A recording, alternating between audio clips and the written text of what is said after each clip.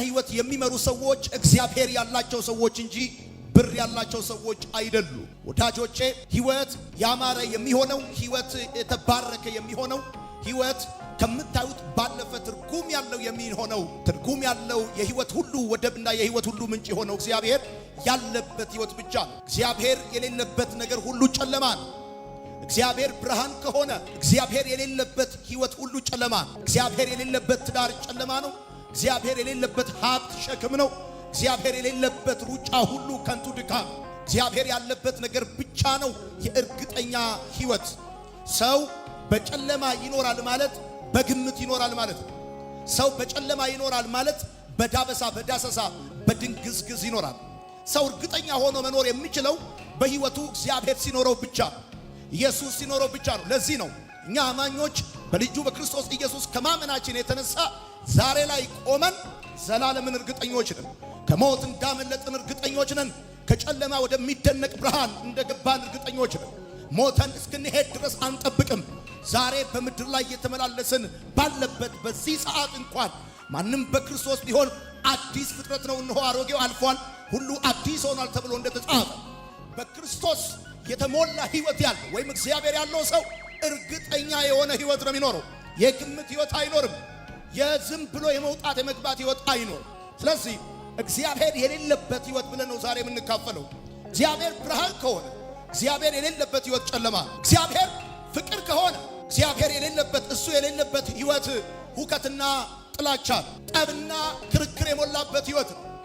ሰው በሰላም የሚኖረው ሰው በደስታ የሚኖረው በቤቱ ኩንታል ሙሉ ጤፍ ስላለው አይደለም፣ በአካውንቱ ብዙ ብር ስላለው አይደለም። እግዚአብሔር ፍቅር ነው ካልን እግዚአብሔር የሌለበት ህይወት ሁሉ ጠብና ክርክር ነው። የማያባራ ጠብ፣ የማያባራ ክርክር፣ የማያባራ ለቅሶ ያለበት ህይወት እግዚአብሔር የሌለበት ህይወት ነው። ሰው እግዚአብሔር ባለበት ህይወት ውስጥ ሁልጊዜ አዲስ በሆነ የፍቅር ግለት ልቡ እየቀለጠ መንፈሱ እየተነቃቃ እግዚአብሔርን እጆቹን ከፍ አድርጎ እያመለከ ወራትና ዓመታት ዘመናትና ቀናት እንዴት እንደተቆጠሩ ሳያውቅ አንዳንዶች በሞላ ኪሳቸው ረጅም ሌሊት ሲያሳልፉ እግዚአብሔር ባለበት ጉድለት ውስጥ ግን ሌሊቱ ሁሉ አጭር ነው። ምድረ በዳው የረፍት ነው። እግዚአብሔር ባለበት ቦታ ምድረ በዳው ጥላ ነው። ሐሩሩ ሁሉ ምንጭ ነው። ስለዚህ እግዚአብሔር ፍቅር ነው ካልን እርሱ የሌለበት ሁሉ የጠብና የክርክር ህይወት ነው። እግዚአብሔር ህይወት ነው ካልን እርሱ የሌለበት ሞትና ጭንገፋ ነው። ሞትና ጭንገፋ ነው። መስሏችሁ ይሆናል፣ መስሎክ ይሆናል፣ መስሎሽ ይሆናል።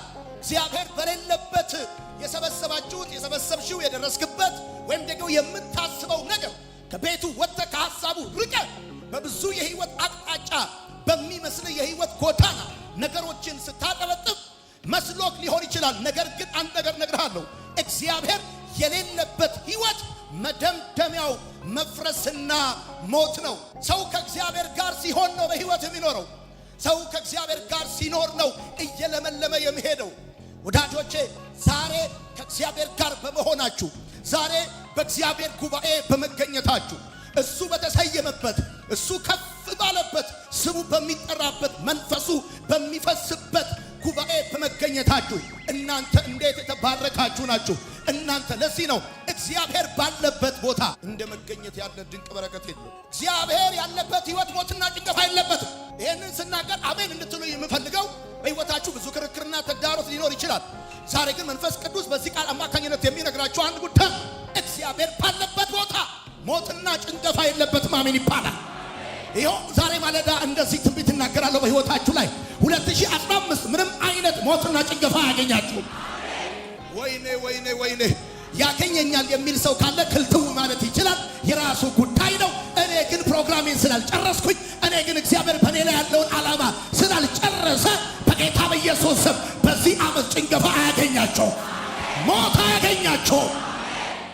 እግዚአብሔር ሰላም ነው ብለን ካልን እሱ የሌለበት ህይወት ሁሉ ማዕበል ነው፣ ነውጥ ነው፣ ሁሌ ምጥ ነው፣ ሁሌ ጭንቅ ነው። አርፈው ያረፉ፣ አርፈው ያሳረፉ፣ ተዘልለው የሚያዘልሉ፣ ተሻግረው የሚያሻግሩ እነዛ ሰዎች እግዚአብሔር ያላቸው ሰዎች ወዳጆቼ አብርሃም እግዚአብሔር ወገን ሆነው አብርሃም እግዚአብሔር ወገን ሆነው ቤተሰብ ሆነው እግዚአብሔር ያለው ሁሉ አለው። እግዚአብሔር ያለው ጤና አለው። እግዚአብሔር ያለው በረከት አለው። እግዚአብሔር ያለው ደስታ አለው። እግዚአብሔር ያለው ጥበቃ አለው። ሰይጣን በጆሮአችሁ ምንም የላችሁም እያላችሁ ሊሆን ይችላል። ስትሄዱ ስትወጡ ስትገቡ ያላችሁን ነገር እያስቆጠረ በዜሮ እንደቀራችሁ ሊነግራችሁ ይችላል። ዛሬ ግን የእግዚአብሔር መንፈስ የሚላችሁ እንደዚህ ነው። እግዚአብሔር ያለው ሁሉ አለው። እግዚአብሔር ያለው ሰው ሁሉ አለው። እሱ አንድ ሆኖ ከሺህ ከለላ፣ እሱ አንድ ሆኖ ከሺህ መከታ፣ እሱ አንድ ሆኖ ዙሪያችሁን ጥላ ከለላ ነው። እኔ እግዚአብሔር መንፈስ በዋነኛነት የሚናገረኝ በቃሉ በኩል ነው። ትንቢት ወደ እኔ የሚመጣው በእግዚአብሔር ቃል በኩል ነው። እግዚአብሔር በመንፈስ እያለኝ ያለው ነገር እንደዚህ ነው። you are secured, you are protected። በአታካችን አማቲና ፋንታ በኢየሱስም አንተና ቤት የተጠበቃችሁ ናቸው። አንቺና ቤትሽ የተጠበቃችሁ ናቸው። በሰላም ትወጫለሽ፣ በሰላም ትገቢያለሽ። ውስጥሽ ክብር አለ፣ ውጭሽም እሳት አለ። ማታካቻኒና ማቴሌቬ እግዚአብሔር ባለበት ቤተሰብ፣ እግዚአብሔር ባለበት ህይወት፣ እግዚአብሔር ባለበት ቤተ ክርስቲያን፣ እግዚአብሔር ባለበት ትዳር ውስጥ እግዚአብሔር ሰልፉን ለራሱ ምርኮውን ለነሱ እያደረገ ያስደንቃቸዋል። እግዚአብሔር ካለ በህይወታችሁ እንደዚህ ነው የሚሆነው። በአራት አቅጣጫ ሰልፍ ሊኖር ይችላል። እግዚአብሔር ግን ሰልፉን ለራሱ ምርኮውን ለእናንተ ያደርጋል። ኢና ማታካቻቲ እግዚአብሔር ባለበት ህይወት ሰልፉን ለራሱ እያደረገ ምርኮውን ለነሱ ያደርጋል። ምርኮውን ለልጆቹ ያደርጋል። በአራት አቅጣጫ ይመጣሉ። እግዚአብሔር በሰባት አቅጣጫ ይባርካቸዋል። ቃሉን ላከፈወሳቸው ተብሎ እንደተጻፈ እኔ እንደዚህ አያለው። ልትቋቋሙት የማትችሉት የበረከት ጎርፍ ወደ እናንተ ይመጣል። ከብዙ አቅጣጫ ይመጣላችኋል። እግዚአብሔር ባለበት ህይወት የሰልፉ አስተላለፍ ይቀየራል። እግዚአብሔር ባለበት ህይወት ጠላት እንደፈለገ አይደነፋም። እግዚአብሔር ንጉሥ በሆነበት፣ እግዚአብሔር ራስ በሆነበት ቤተሰብ ላይ፣ እግዚአብሔር ገዢ በሆነበት ህይወት ላይ ሰይጣን እንደፈለገ አይቀልድም፣ እንደፈለገ አይፈነጭበትም። ለምን ሲባል ያ እግዚአብሔር አምላክ ያነገሳችሁት፣ ያከበራችሁት፣ ከፍ ያደረጋችሁት እግዚአብሔር ሰልፉን ለራሱ ድሉን ለእናንተ ይሰጣል። ማታካቺና ማቴሌቬ ሰልፉን ለራሱ እየወሰደ ድሉን ለነሱ እሱ በዘመናት መካከል የሸመገለ እንዴት መመከት እንዳለበት የሚያውቅ አማታካቺላቫ እንዴት መመከት እንዳለበት የሚያውቅ፣ እንዴት መመለስ እንዳለበት የሚያውቅ፣ እንዴት ማድረግ እንዳለበት የሚያውቅ እግዚአብሔር ጣልቃ እየገባ ከታሰበላችሁ ወጥመድ፣ ከተዘጋጀላችሁ ቀስት እያስመለጣችሁ ሰይጣን አንድ ዓመት የመከረው ምክር እግዚአብሔር አምላክ በአንድ ደቂቃ ይበትነዋል። ሰይጣን ዓመት የደከመበት በሰከንድ ይበተናል። እግዚአብሔር ባለበት ህይወት ኢነርጂያችሁን ጠላት ለመዋጋት አታባክኑም። አቅማችሁን ሰይጣንን ለመቋቋም ወይም ደግሞ መልስ ለመስጠት አታባክኑም።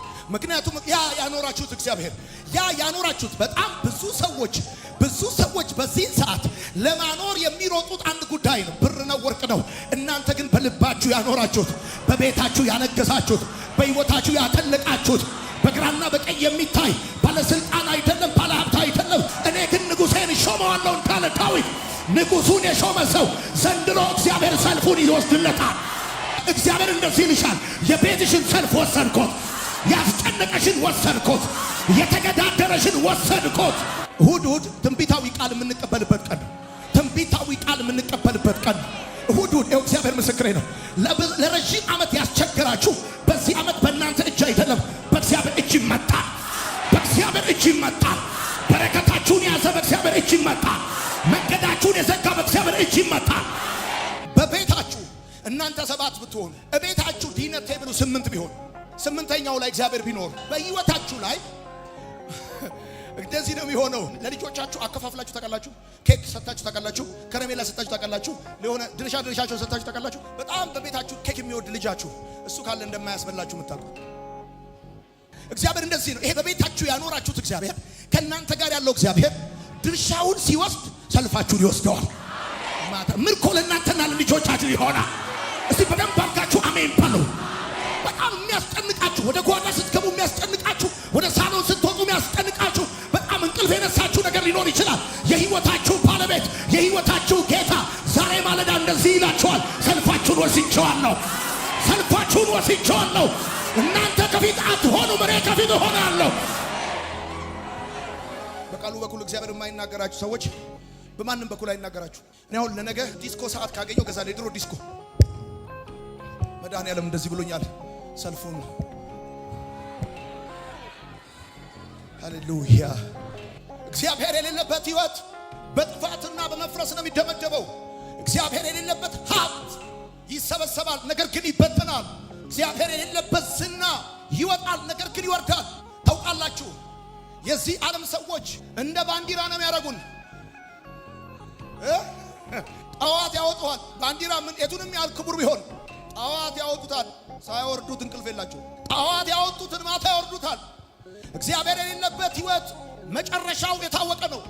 እግዚአብሔር የሌለበት ትዳር፣ እግዚአብሔር የሌለበት ጮኝነት፣ እግዚአብሔር የሌለበት የትኛውም ሩጫ ሲደመደም በመፍረስ እና በጥፋት ነው የሚደመደመው። ምክንያቱም የነገር መቋጫ እግዚአብሔር፣ የነገር ዋልታ እግዚአብሔር፣ የነገር መሰረት እግዚአብሔር ነው።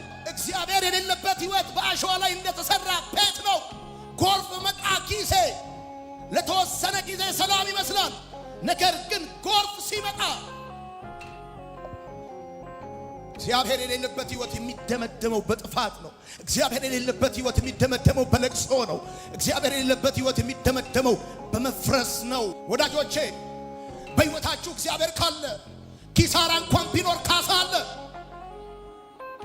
በህይወታችሁ እግዚአብሔር ካለ ኪሳራ እንኳን ቢሆን ካሳ አለ። ማዕበል እንኳን ቢኖር ወደብ አለ። ጭንቀት እንኳን ቢኖር ዋስትና አለ። እያልኳችሁ ያለሁት እንደዚህ ነው። እግዚአብሔር ካለ ኪሳራ እንኳን ቢሆን ካሳ አለ። የተወሰነ ልትከስሩ ትችላላችሁ። እግዚአብሔር ግን አንድ በአንድ ይክሳችኋል። አሜን ባል ምንድነው እግዚአብሔር እያለሽ ያለው መሰለኝ? ዛሬ ማለዳ እኔ እክስሻለሁ እያለ ነው። እኔ እክስሻለሁ እያለ ነው። እኔ እክሳለሁ እያለ ነው። እግዚአብሔር ምን አይነት ነገር ነው? ካሳ አለው። እግዚአብሔር ካሳ አለው። እግዚአብሔር ካሳ አለው። ካሳ አለው። የኔ ጌታ የኔ አባት ካሳ አለው። ይክስሻል እግዚአብሔር። ልጅ ከሞተብሽ በሌላ ልጅ ይክስሻል። ብር ከጠፋ እግዚአብሔር እንደገና ያመጣዋል። ቃየል በገደለብኝ በአቤል ፋንታ እግዚአብሔር ዘር ተክቶልኛል ብላ ስትል ስሙን ሴት አለችው ተብሎ እንደተጻፈ እግዚአብሔር እንደዚህ ይናገርሻል። በተበላሸብሽ ጉዳይ ላይ እኔ እክስሻለሁ፣ እክስሃለሁ፣ አስተካክለዋለሁ፣ ሌላ ተካልሃለሁ፣ ሌላ አመጣልሃለሁ፣ ኒው ብራንድ እሰጥሃለሁ፣ አዲስ እሰጥሻለሁ፣ የማይዘጋ በር ከፍትልሻለሁ፣ የማይዘጋ በር ከፍታለሁ። እግዚአብሔር ካለ ኪሳራ እንኳን ቢኖር ካሳ አለ። መረሳት እንኳን ቢኖር መታሰብ አለ። መጣል እንኳን ቢኖር መነሳት አለ። መሞት እንኳን ቢኖር በህይወት መኖር አለ። መድከም እንኳን ቢኖር መበርታት አለ። እግዚአብሔርን በመተማመን የሚጠባበቁ ኃይላቸውን ያድሳሉ። እንደ ንስር በክንፍ ይወጣሉ፣ ይሄዳሉ፣ አይታክቱም፣ ይበራሉ። በኢየሱስም አንድ ሰው አሜን ብሎ ይቀበል። እኔ እያየሁ ነው በመንፈሴ። እግዚአብሔርን ብላችሁ የከሰራችሁ ሰዎች፣ ከሱ ጋር ተጣብቃችሁ ብዙ ነገር ያመለጣችሁ ሰዎች እግዚአብሔር እንደዚህ ይላችኋል፣ ማምሻውን መጥቻለሁ፣ ዘመንሽንም አነካዋለሁ። እግዚአብሔርን ብላችሁ የከሰራችሁ፣ እግዚአብሔርን ብላችሁ ወደ ኋላ የቀራችሁ ሰዎች እግዚአብሔር የሌለበት ህይወት ነው ካሳ የሌለው። ኢንሹራንስ ያለው መኪና አደጋ ቢደርስበት ቶሎ ደርሶ የኢንሹራንስ ካምፓኒው ይወስደውና ይተካዋል። ከኔ ጋር ሆኖ ነው የወደቀው፣ ከኔ ጋር ሆኖ ነው ዋጋ የከፈለው፣ ከኔ ጋር ሆኖ ነው አደጋ የደረሰበት። ወዲያው ፈጥኖ ይመጣል። ፈጥኖ የሚመጣ አዋሽ ኢንሹራንስ እንዳይመስልህ፣ ኒያላ ኢንሹራንስ እንዳይመስልህ። ፈጥኖ ደራሽ የወደቀውን የሚያነሳ፣ የተተካውን የሚከፍት፣ የተበላሸውን የሚያስተካክል። ዛሬ አሜን የሚል ሰው ካለ በኢየሱስም የካሳ መንፈስ ያገኛቸዋል። የካሳ ጊዜ ያገኛቸዋል። እግዚአብሔር ባለበት ኪሳራ የለም አላልንም። ካሳ አለን ያለው አቻታካቻ። እግዚአብሔር ባለበት ኪሳራ የለም አላልንም። ካሳ ግን አለ ብለናል። ካሳ ግን አለ። እግዚአብሔር ባለበት ህይወት መውደቅ የለም አላልንም። መነሳት ግን አለ ነው ያለው። መውደቅ የለም አላልንም። እንደወደቁ መቅረት ግን የለም ነው ያለው። እኔ ለስንቶቻችሁ እንደሆነ አላውቅም። ጌታ የልብ ወዳጅ ካሳ ጌታ ምስክር የልብ ወዳጅ እንኳን ይሰጣቸው እግዚአብሔር። ይኸው ጌታ ወዳጅ ይተካላችኋል፣ ስራ ይተካላችኋል፣ ልጅ ይተካላችኋል። እግዚአብሔር የሌለበት ህይወት ይቅርብኝ ያልነው፣ እሱ የሌለበት ህይወት በአፍንጫችን ይውጣ ያልነው። ምንም እንኳን እግዚአብሔር የሌለበት ህይወት ሙላት ቢኖረውም ትርፍ ቢኖረውም የጎደሉ ቀን ግን ካሳ የለውም። የወደቁ ቀን ግን መጠገን የለውም። የተሰበሩ ቀን ፈውስ የለውም። እግዚአብሔር ያለበት ህይወት ግን ኪሳራ ቢኖርበትም ካሳ ግን ስላለው እግዚአብሔር በሌለበት ህይወት ፍጻሜው ጥፋትና መፍረስ ነው። እግዚአብሔር ካለ ማዕበል ቢኖርም ወደብ አለ። ማዕበል ሊኖር ይችላል፣ መጨነቅ ሊኖር ይችላል፣ ግን ዋስትና አለ። ማዕበል የሚንጣችሁ፣ ግራ ቀኝ የሚገፋችሁ፣ ረፍት የነሳችሁ፣ አትደርሱም የሚላችሁ፣ አትሻገሩም፣ አታልፉም፣ አትሄዱም የሚላችሁ ሊኖር ይችላል። ግን ነግራችኋለሁ እግዚአብሔር ካለ አትሻገሩም፣ አትደርሱም፣ አትወርሱም የሚላችሁ እያለ ወደብ አለ፣ ወደብ አለ፣ ማረፍ አለ፣ ሰላም አለ፣ ደስታ አለ፣ የተነገራችሁን በአይን ማየት አለ፣ የተባለላችሁን ያንኑ መውረስ አለ የሚል ሰው አሜን ይበለኝ። ማዕበል ሊኖር ይችላል፣ ግን ወደብ አለ። ማዕበሉ አልፎ የማይሄድበት ወደብ፣ ማዕበሉ አልፎ የማይሄድበት ወደብ፣ ጭንቀቱ አልፎ የማይሄድበት ወደብ። እግዚአብሔር ካለ ወደብ አለ። እግዚአብሔር ካለ ረፍታ። እግዚአብሔር የሌለበት ህይወት ነው ሁሌ መናጥ፣ ሁሌ ሩጫ፣ ሁሌ ጭንቀት። እንዲህ እንደሆነማ ህይወት አያበቃም፣ እንዲህ እንደሆነማ ህይወት አያበቃም። እግዚአብሔር ምስክሬ ነው። ያስጨነቁ እያዩ፣ ስትጨነቅ እያዩ እግዚአብሔርን አርፈ አመስግነው መጽሐፉን ይዘ ስሙን ጠርተ አክብረኸው ነው የምታልፈው። አሜን ይባላል። አክብረሽው ነው የምታልፈው። አሜን ይባላል። የረፍት ዘመን መጣ፣ የረፍት ዘመን መጣ፣ የዜማ ጊዜ መጣ፣ ከማዕበሉ የምትሆኝበት ጊዜ መጣ።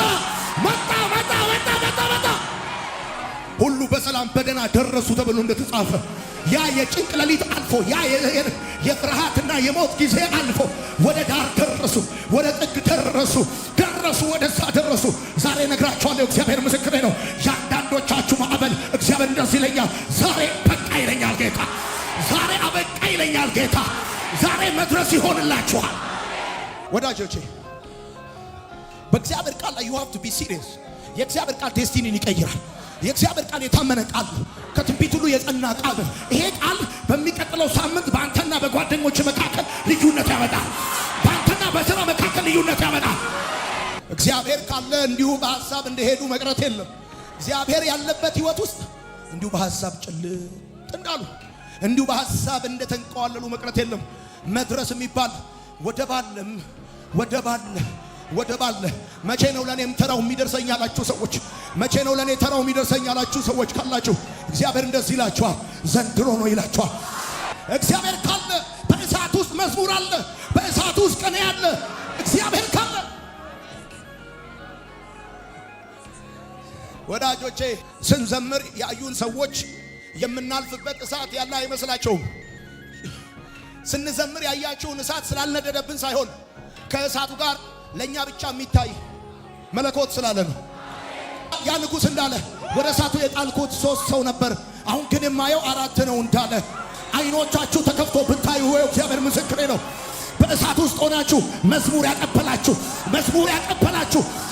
ያቀበላችሁ ልባችሁን ያጽናና አንገታችሁን ቀና ያደረገ በእሳት ውስጥ ሆነን ዘመር። አንዳንዶች ያለ እግዚአብሔር ሞልቶላቸው ያልዘመሩትን መዝሙር እኛ ግን በእሳት ውስጥ ሆነን ከእግዚአብሔር ጋር እጆቻችንን አንስተን በየሳምንቱ እሑድ፣ በየሳምንቱ ዓርብ በየቤተ ክርስቲያኑ ሄደን ስንዘምር የሞላልን መስሏቸዋል። ነገር ግን አንድ ነገር እናውቃለን፣ እኛ እግዚአብሔር ያለበት ህይወት በእሳት ውስጥ መዝሙር አለው። በእሳት ውስጥ መዝሙር አለው። ኃይሉን ይዟል። እግዚአብሔር ኃይሉን ይዞታል እኮ አያለው። ታውቃለህ፣ ሰይጣን በተቻለ መጠን ያቀጣጥለዋል፣ ሰይጣን በተቻለ መጠን ያነደዋል። እግዚአብሔር ደግሞ እሳቱን ለድምቀት ብሎ ትቶት ኃይሉን ግን ይዞታል። ጌታ እንደዚህ ይናገርሻል፣ አሁን ያለሽበት ህይወት አይጎዳሽም። እኔ ኃይሉን ይዤዋለሁ ይልሻል። ኃይሉን ይዤዋለሁ። እኔ ልንገራችሁ፣ የሚቀጥለው የቃሉ ፍሰት የሚወሰነው አሁን ባላችሁ የቃሉ አፒታይት ነው። ለምሳሌ የእግዚአብሔር መንፈስ ምንም ይሁን መሄጃ አይደለም እዚህ የመጣው፣ ግን ቃሉ አጥንትህን ያለመልማል። ሲድራቅ ሚሳቅ አብደናጎም በእሳት ውስጥ በተጣሉ ጊዜ እግዚአብሔር እኮ እሳቱን አይደለም ያጠፋው፣ የእሳቱን ኃይል ይዞታል። እሳቱ ይኑር ለድምቀት ነው እሳቱ። ኃይሉ ግን ተይዟል። አንዳች ነገር ሊያደርጋቸው አይችልም። ጨርቃቸው እንኳን አልተቃጠለም። ከነሱ አንዳች ነገር እንኳን ነግራችኋለሁ። እግዚአብሔር ምስክሬ ነው። አሁን ካላችሁበት ሁኔታ ስትወጡ አንዳች ነገር ከእናንተ ላይ አይጎልም። አሜን ይባላል። ሁለተኛ ዛሬ እግዚአብሔር ያላችሁ ነገር ምንድነው? ስምህን ከፊት ለፊት አስገባበት እንጂ አባቴ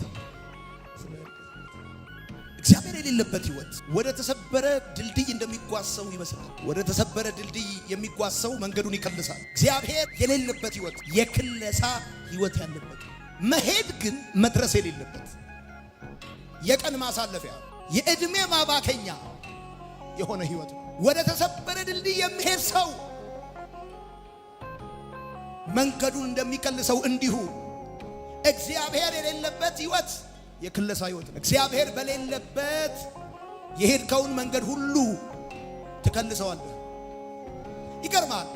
እግዚአብሔር በሌለበት ከድህነት ሀብት ጋር ብትገባ ትከልሰዋለህ። ብዙ ሰዎችን አስከልሷቸው አይተናል። ያለሱ ሄደው ተከልሰዋል። ታውቃለህ፣ መከለስ ድሮ ተማሪ ሲከለስ ታውቃለህ፣ ወደ ኋላ ክፍል በዘመድ ያለፈ ይከለሳል። ፈተና ሰርቆ ያለፈ ይከለሳል። በገንዘብ ያለፈ ይከለሳል። ዘንድሮ ያለ እግዚአብሔር ችግሩን ያለፈ ይከለሳል።